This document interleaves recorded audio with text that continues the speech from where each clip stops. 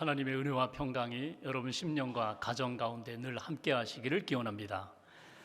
팀 켈러 목사님이 지은 내가 만든 신이라는 책이 있습니다. 이 책의 원래 영어 제목이 Counterfeit Gods라고 되어 있습니다. Counterfeit이라는 말은 가짜라는 말입니다. Gods는 신들을 말합니다. 내가 만든 가짜 신들이 있다, 우상이 있다는 것입니다. 그러면서 그 책에 몇 가지로 우리 인간이 또 우리 자신이 만든 신들이 있다. 첫 번째로 평생 소원이 내가 만든 신이라는 것입니다. 내가 오래오래 간절히 바랄수록 그것이 우상이 되기가 쉽다는 것입니다. 그러면서 아브라함의 예를 듭니다. 아브라함이 평생 자녀를 갖는 것이 소원이었습니다. 하나님이 100세에 이삭을 선물로 주셨습니다. 그런데 하나님이 보시기에 이삭 아들을 얻은 다음에 그 이삭이 아브라함에게 우상과 같은 존재가 되어 갔다는 것입니다. 평생 내가 바라고 소원하던 것, 그것을 얻으면서 그것이 곧 나의 우상, 내가 만든 신이 될 수 있다는 것입니다. 두 번째로 사랑이 우상이 될 수가 있다. 여러분, 야곱을 기억하시죠? 야곱이 라헬을 사랑합니다. 얼마나 사랑했는가 하면 7년 동안 머슴살이 하면서 라헬을 아내로 얻기 위하여 열심히 종노릇했습니다.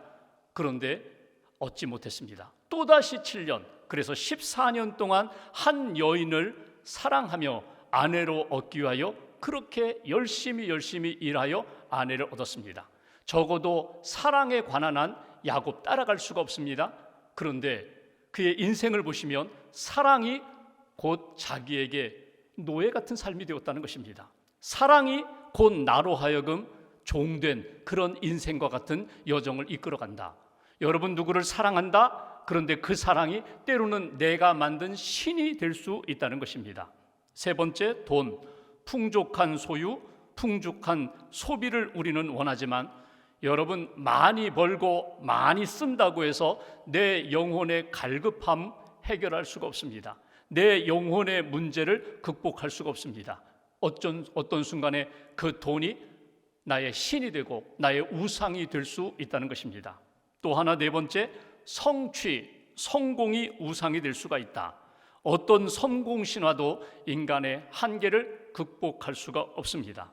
성공이 나에게 안정감을 주지만, 편안함을 주는 것 같지만 사실 그 안정감은 가짜 안정감입니다. 진짜 평안은 성공에서 이루어지지 않는다는 것입니다.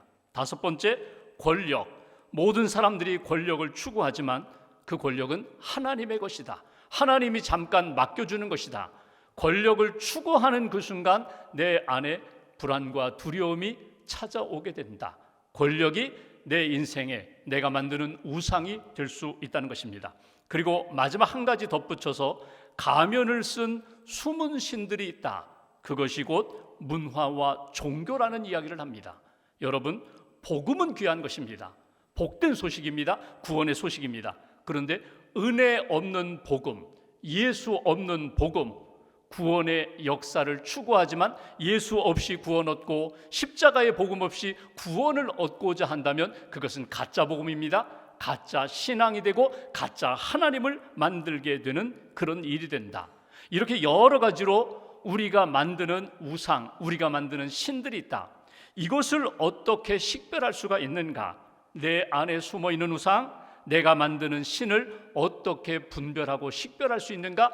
몇 가지로 이야기합니다. 먼저 생각의 내용을 점검하라고, 습관적으로 자주 생각하면서 평안과 기쁨을 얻는 그것이 곧 나의 우상이 될 수가 있다.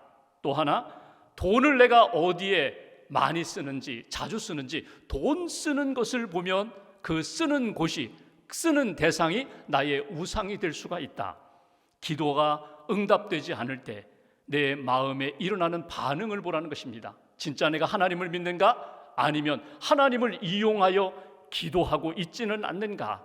기도가 응답되지 않아서 내가 너무나 속상하고 화가 나고 때로는 희망이 사라졌다고 생각할 때에 내가 진짜 의지하고 붙잡았던 것이 무엇인지 발견된다는 것입니다. 그리고 마지막 한 가지, 가장 통제하기 힘든 자기 감정 일어났을 때, 슬픔이 일어나고 절망이 일어나고 두려움이 일어나고 그리고 분노가 일어났을 때 그 원인이 무엇인지를 이렇게 들어가 보면은 그 절망의 깊은 수렁과 골짜기에 내가 가장 궁극적으로 원하는 것이 자리 잡고 있다. 그것 때문에 내가 이렇게 감정이 격해지기도 하고 낙심되기도 하는 원인이 된다. 내 가장 중요하게 여기는 것, 내가 만드는 신이, 내가 만든 우상이 거기에 자리 잡고 있을 것이다. 그런 이야기를 합니다. 그러면서 결론적으로 내가 만든 신, 내가 만든 우상에 눌려 살지 않고 믿음으로 살 수 있는 길이 어디에 있을까? 오직 예수의 복음뿐이다. 예수의 복음으로 내 모든 인격을 지나가게 하라는 이야기를 합니다. 내 생각도, 내 감정도, 내 의지도, 내 모든 행위, 계획도 예수의 복음에 지나가게 하라. 예수의 복음과 연결되게 하라. 예수로 내가 하나님의 은혜와 생명과 능력으로 살아갈 때에 이 땅에 내가 어떤 신도 만들지 않고 가짜 우상도 만들지 않고 하나님 기뻐하시는 믿음의 삶을 살게 된다는 것입니다. 여러분 어떻습니까? 여러분 마음속에 숨어 있는 우상은 무엇입니까? 여러분은 그 우상을 어떻게 찾고 있습니까? 어떻게 제거하며 믿음의 길을 걸어가고 있습니까? 우리가 신명기 말씀을 보고 있습니다. 22장은 이스라엘 백성들이 가나안 땅에 들어가서 아주 실제적으로 만나는 여러 가지 일들 가운데 너희는 이렇게 살아라, 생활 규범에 대하여 가르쳐 주시는 교훈의 말씀입니다. 특별히 오늘 본문 안에는 혼합주의에 대한 경계입니다. 여러 가지 복잡한 일들이 일어나고 새로운 문명을 만나게 되고 이방신을 만나게 될 때에 너희가 하나님의 선택받고 구원받은 백성임을 잊어버려서는 안 된다. 너희는 거룩한 백성이다. 구원받은 백성이다. 그러니 거룩함과 순결을 지켜야 돼. 혼합주의에 빠지면 안 돼. 혼합주의의 생활이나 혼합주의의 신앙에 빠져서는 안 된다고 주신 말씀이 오늘 본문의 말씀입니다. 오늘 말씀을 통하여서 내게 오늘 주시는 하나님의 말씀 메시지도 받으시고 믿음으로 결단하시고 거룩한 백성으로 하나님 앞에서 살아가시기를 주님의 이름으로 기원합니다. 먼저 본문 9절 말씀을 함께 봉독하겠습니다. 9절 한 절 함께 봉독합니다. 내 포도원에 두 종자를 섞어 뿌리지 말라. 그리하면 내가 뿌린 씨의 열매와 포도원의 소산을 다 빼앗길까 하노라. 아멘. 포도원입니다. 여러분, 포도원에는 무엇이 있습니까? 포도나무가 있습니다.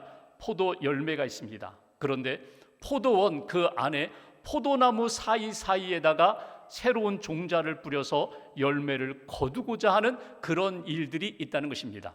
여러분, 이 농사법은 이스라엘 백성들이 애굽에서 400여 년 살 때에 아주 익숙한 농사법입니다.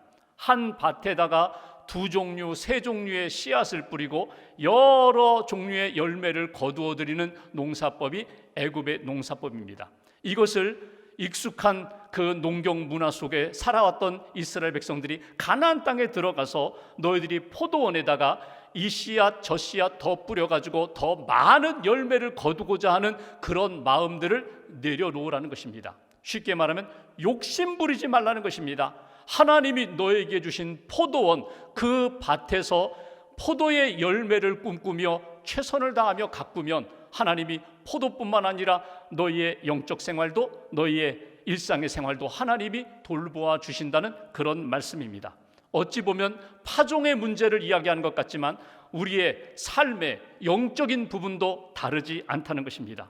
가나안 땅에 들어가면은 새로운 문명을 만나게 됩니다. 이방 종교를 만나게 됩니다. 새로운 문화를 만나게 됩니다. 그 문화 속에서 다양한 문화, 다양한 종교 속에서 너희는 구원받은 하나님의 백성이요, 창조주 하나님, 구원의 하나님, 말씀, 십계명을 주신 하나님 잃어버리지 말고 하나님만 붙잡고 그 말씀대로 사는 거야. 이것이 이스라엘 백성들에게 주신 말씀입니다. 혼합주의, 여러 가지 섞여서 살아가고 섞여서 꿈꾸는 일들이 많이 일어날 텐데 너희들은 믿음의 거룩함, 정결함을 지켜야 한다는 그런 말씀입니다.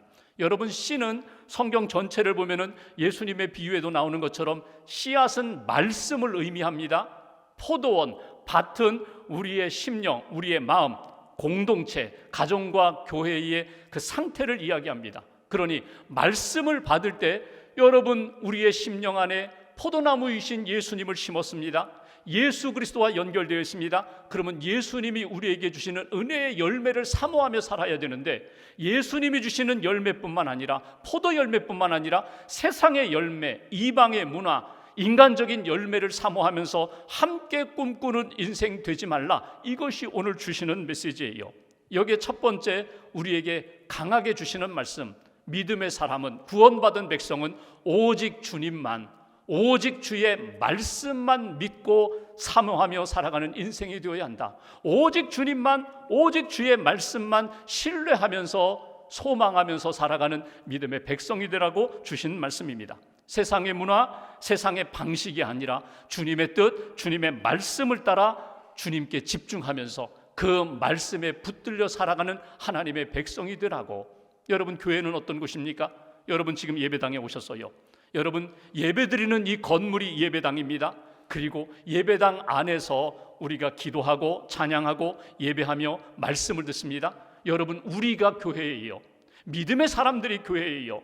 세상에 속했던 사람들이 부름받고 구별되어서 주님께 나온 사람들, 성별된 사람들이 교회예요. 여러분, 교회는 항상 성령의 역사가 있고 말씀의 역사가 있습니다. 그런데 사단은, 마귀는 끊임없이 우리가 순결한 거룩한 백성으로 오직 믿음으로 사는 것에 대하여 끊임없이 방해를 놓습니다. 성경에 나오는 예수님의 비유처럼 마귀가 밤에 와서 가라지를 뿌리고 가는 거예요. 우리 마음밭에, 우리 가정에, 우리 교회에 가라지를 뿌려서 결국 우리가 하나님 앞에서 순결한 백성으로 하나님이 기뻐하시는 의와 생명의 열매를 맺는데 끊임없이 회방을 놓는 거예요. 여러분, 가라지가, 눈에 보이는 가라지가 있는가 하면 눈에 보이지 않는 영적 가라지들이 적지 않아요. 어찌 보면 우리가 신앙생활하면서 예배하면서 말씀 붙잡고 살아가는데 끊임없이 내 안에 들어와서 나를 흩어버리는, 나를 희석시키는, 하나님만 의지하지 못하게 하는 여러 가지 회방 놓는 것들. 여러분, 우리는 복을 추구합니다. 영적인 복을 추구합니다. 구원의 복을 추구합니다. 그런데 여러분, 신앙생활하면서 마귀는 우리에게 다가와서 끊임없이 기복주의에 빠지게 만들어요. 오직 복, 나중심의 복, 세상의 복, 땅의 복, 인간의 복만 추구하도록 끊임없이 우리에게 세상의 생각을 집어넣어요. 하나님은 우리에게 말씀하십니다. 성경을 통하여 이 땅은 잠시 머물다 지나가는 세상이고 영원한 하늘의 복을 추구하라는 거예요. 하나님 나라와 의의를 추구하면 이 땅에 먹을 것, 마실 것, 입을 것 하나님이 보장하시고 책임지시니 먼저 하늘의 복, 영적인 복을 추구하라는 거예요. 구원을 사모하라는 거예요. 하나님의 백성답게 사는 그 영적인 복을 추구하는 인생이 되어야 하는데 마귀는 우리 안에 와서 오직 땅의 복을 추구하라고 이야기합니다. 샤머니즘, 우리로 하여금 무속적인 신앙, 무속적인 생각에 자꾸 빠지게 만들게 합니다. 인본주의, 그리고 물질주의, 편리주의, 이것이 우리 안에 들어와서 하나님 앞에 순결한 믿음의 백성으로 살지 못하게 회방 놓는 일이 끊임없이 우리 안에 일어난다. 그래서 우리가 경계하고 깨어서 나는 주님만, 오직 예수님만 믿고 거룩한 백성으로 살겠습니다. 주신 말씀 붙잡고 그 말씀만 의지하여 살겠습니다. 다짐하고 결단하지 않으면 끊임없이 마귀가 뿌려놓은 가라지에 의해서 우리의 신앙생활이 흐트러지게 된다. 우리의 신앙생활이 거룩함을 잃어버리게 된다. 여러분, 가라지는 결국 열매가 없어요. 가라는 쭉정이로 남아요. 열매 맺는 그리스도인이 되려면 말씀에 집중하는 하나님의 사람이 되어야 한다는 것입니다. 사도 바울이 믿음의 아들 디모데에게 권면한 디모데전서 4장 7절에 이렇게 말씀합니다. 망령되고 허탄한 신화를 버려라. 그래야 내가 경건에 이를 수 있다. 그래야 내가 하나님의 사람답게 살아갈 수가 있다.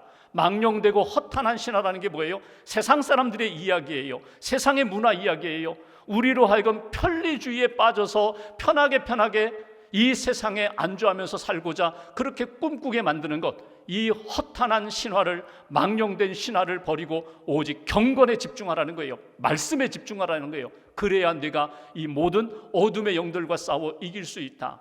여러분, 우리가 성경 전체를 알아요. 통독도 했어요. 성경 공부도 했어요. 이렇게 내 머릿속에 담겨있는 지식만이 아니라, 성경 지식만이 아니라 그날 주시는 일용할 양식이 있어야 돼요. 내일부터 우리가 90일 성경 쉐마를 합니다. 매일매일 주시는 말씀을 붙잡고 암송하고 붙잡고 묵상하고 붙잡고 우리의 삶에 적용하는 거예요. 말씀이 채워지지 않으면 그 빈 공간 안에 사단이 가라지를 집어넣어요. 여러분 컵 안에 물이 가득 차지 않으면 여기에 다른 공기가 들어오고 다른 오염이 되지만 말씀으로 충만하게 성령으로 충만해져 있으면 다른 것들이 들어올 수가 없어요. 그래서 우리가 계속해서 경건에 이르도록 힘쓰는 이유가 무엇인가 하면 말씀으로 채워주세요. 말씀을 듣게 해주세요. 성령으로 충만하게 해주세요. 다스림 받게 해주세요. 이렇게 기도하고 꿈꾸는 자에게 하나님이 믿음으로 승리하는 하나님의 사람이 되게 하시고 거룩함으로 하나님 앞에서 살아가는 백성으로 붙들어 주신다. 포도원에 다른 씨앗들을 심지 말라고, 오직 주님의 말씀만, 오직 예수의 복음만, 나를 살리시는 생명의 말씀만 심고 살아가는 하나님의 백성이 되라. 이 말씀 꼭 붙잡으시고 말씀을 심고 말씀의 열매로 살아가는 거룩한 백성 되시기를 주님의 이름으로 축원합니다. 솔로몬을 보십시오. 젊은 나이에 왕이 됐어요. 그가 일천번째 하나님 앞에 제사를 드린 다음에 하나님이 그에게 내가 너에게 무엇을 주랴? 그때 원했던 것이 지혜입니다. 저 지혜를 주세요. 말씀을 달라는 거예요. 하나님의 말씀을 들을 수 있게 해주세요. 언제 어떤 상황이든지 하나님의 말씀만 내게 임하면 저는 그 말씀 붙잡고 살겠습니다. 그런데 젊은 시절 하나님이신 지혜의 말씀으로 그렇게 지혜롭게 거룩하게 살던 솔로몬이 인생 후반기에 어떻게 달라지나요? 말씀이 채워지지 않으니까, 말씀에 집중하지 않으니까 여러분 많은 여인을 거느리게 됩니다. 그 여인들이 가지고 온 이방 신들을 만나게 됩니다. 그러니까 결국 거룩한 하나님의 신앙을 잃어버리게 되는 것을 보게 됩니다. 다른 사람 아니에요. 우리도 그럴 수 있다는 것 늘 깨어 생각하시고 하나님 앞에 말씀에 집중하면서 오직 말씀 붙잡고 생명의 삶, 거룩한 길을 걸어가는 저와 여러분 되시기를 주님의 이름으로 기원합니다. 두 번째 10절 말씀 보십시오. 10절 한 절 함께 봉독합니다. 너는 소와 나귀를 결의하여 갈지 말며. 이건 경작하는 방법이에요. 농사 지을 때 밭을 갑니다. 그런데 이스라엘의 전통적인 농사법, 밭을 갈 때에는 소 한 마리, 두 마리, 소의 쟁기를 걸어가지고 밭을 갈아요. 그런데 소가 한 마리뿐이에요. 옆에 보니까 나귀도 있어요. 그러면 소 두 마리 대신 나귀까지 해서 소와 나귀를 결이라는 것은 쌍을 만드는 거예요. 두 마리의 쟁기를 걸어가지고 밭을 가는 그런 농사법을 이야기하는 것입니다. 이렇게 경작하지 말라는 거예요. 소와 나귀를 결의로 둘을 멍에를 메워서 연결시켜서 쌍으로 만들어서 밭을 가는 일 하지 말라는 거예요.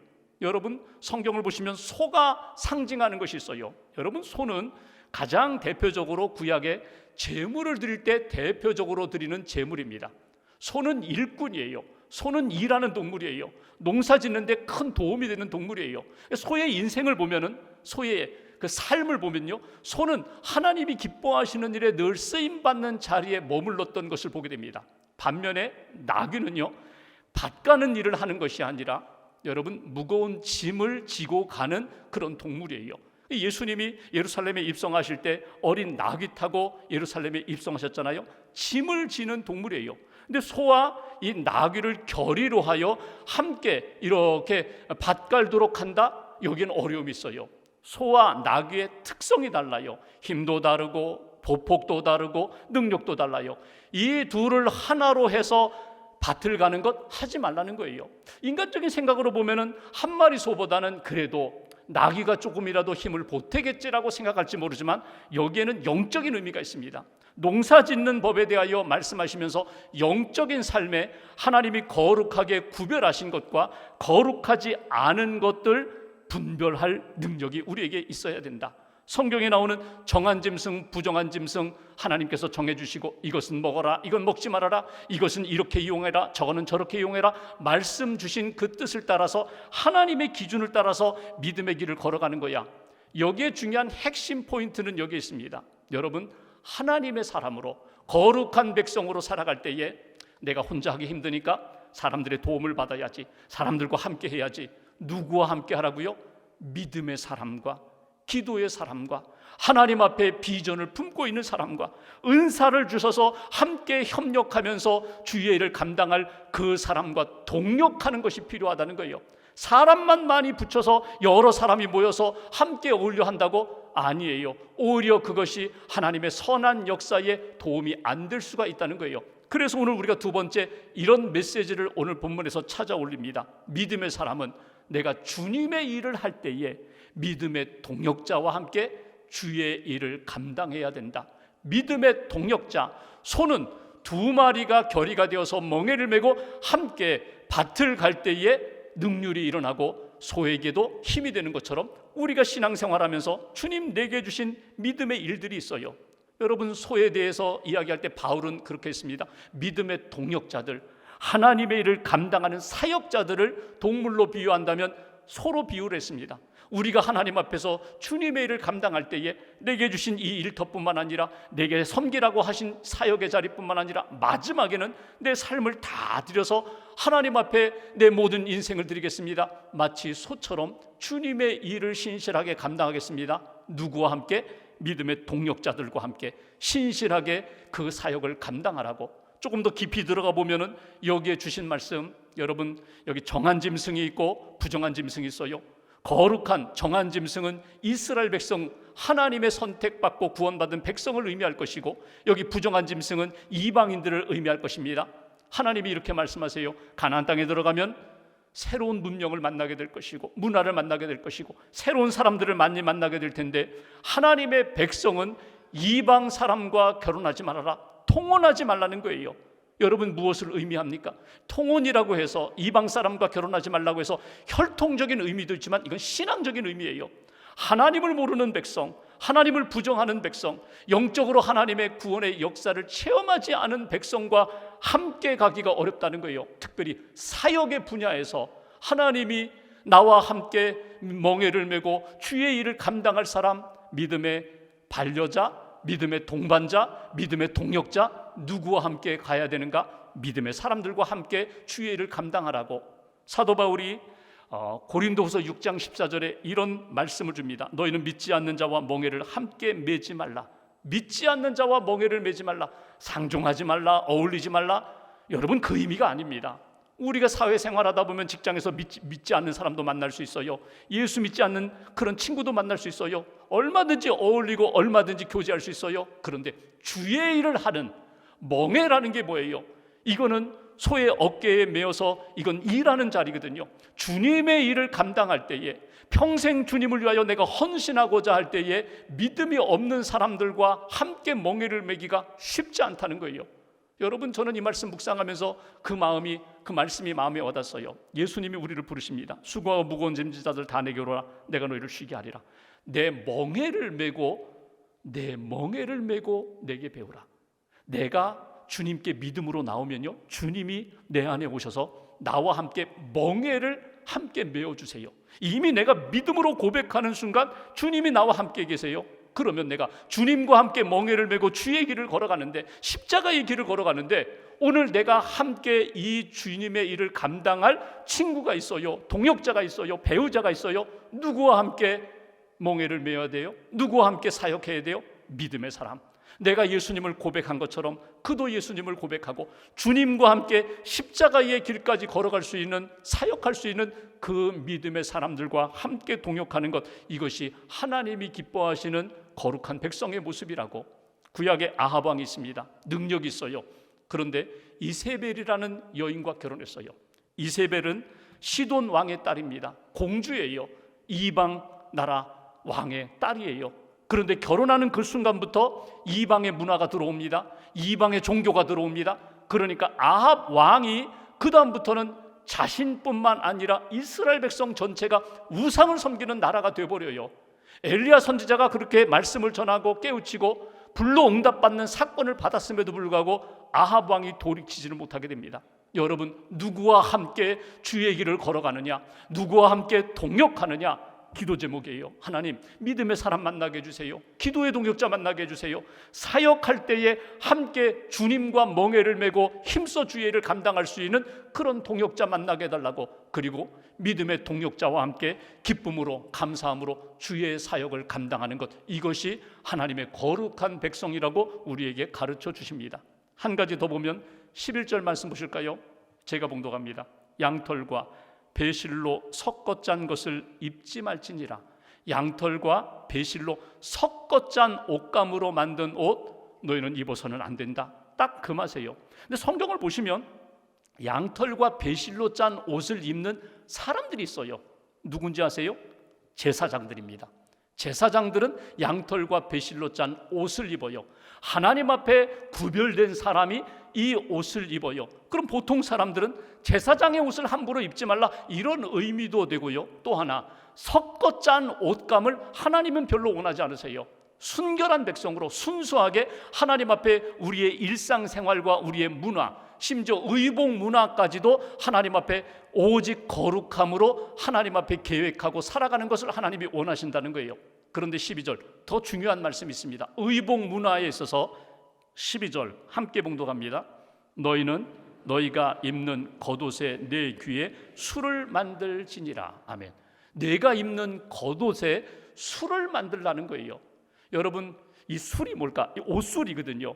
그러니까 이스라엘 백성들이 입는 옷, 내 귀퉁이, 내 모서리에다가 옷술을 만들어서 구별하라는 거예요.